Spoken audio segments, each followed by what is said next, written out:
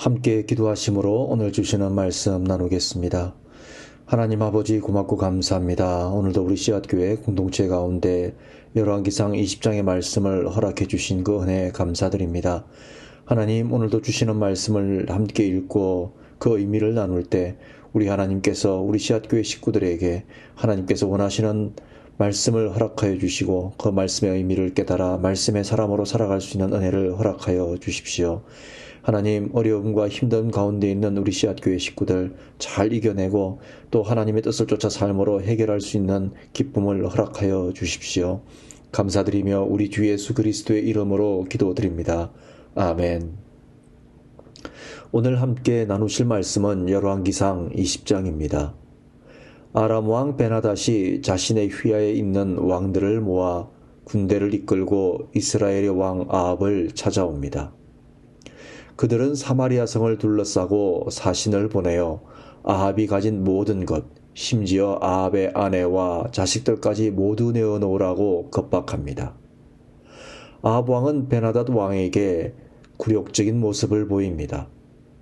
아합 왕이 나라의 장로들을 불러 모아 베나닷의 제안을 거절할 수 없다고 말합니다. 이에 장로들과 백성들이 베나닷의 말을 듣지 말 것을 조언합니다.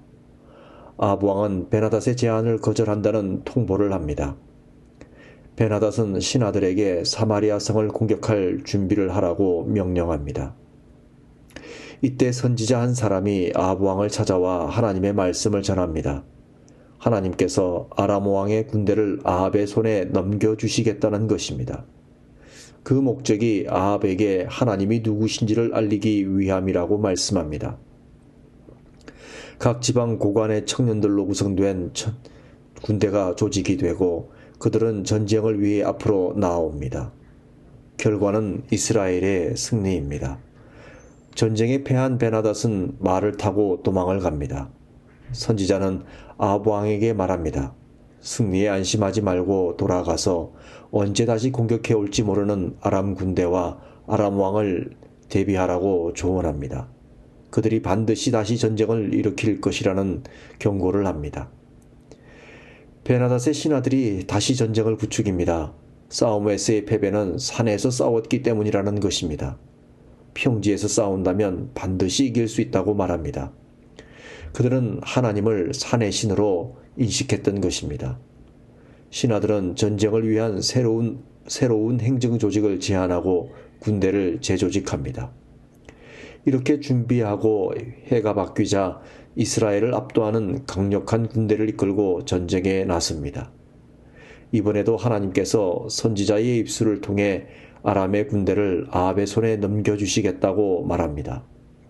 목적은 하나님이 하나님이심을 다시 한번 확인시켜 주시겠다는 것입니다.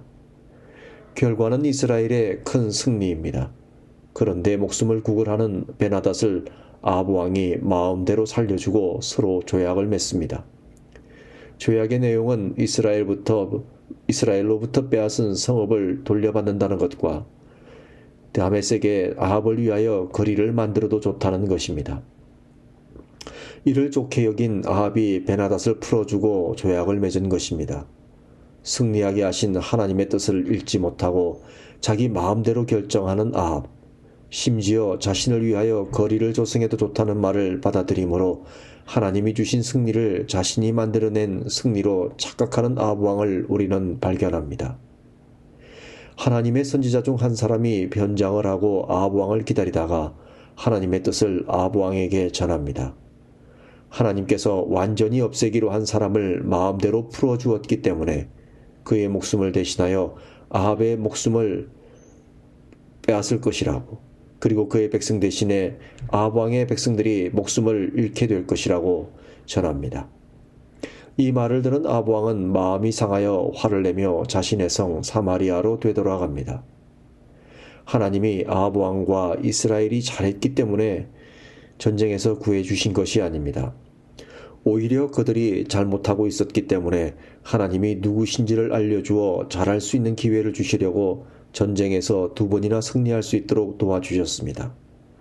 그럼에도 불구하고 아합 왕은 끝내 하나님께로 돌아오지 않았습니다. 그리고 그 결과에 대한 책임을 이제는 오롯이 홀로 감당해야 하고 이스라엘 백성들이 감당해야 합니다. 무엇을 의미합니까? 하나님을 의지하고 하나님의 말씀대로 하면 하나님께서 결국 책임을 지시지만 기회를 주었음에도 불구하고 깨달을 수 있는 길을 열어주셨음에도 불구하고 내 마음대로 한다면 그 결과에 대한 책임은 나의 몫이라는 사실입니다. 그러므로 하나님의 기회는 있을 때 붙들어야 합니다. 하나님의 뜻보다 나의 뜻이 앞서지 못하도록 나를 말씀으로 성령의 인도하심을 따라 잘 다스릴 수 있어야 합니다. 이런 믿음의 선택이 우리에게 있기를 기도합니다. 함께 기도하겠습니다. 하나님, 하나님의 기회를 놓치지 않는 지혜와 하나님의 뜻을 나의 뜻보다 먼저 구하는 믿음의 의지를 우리에게 허락하여 주십시오.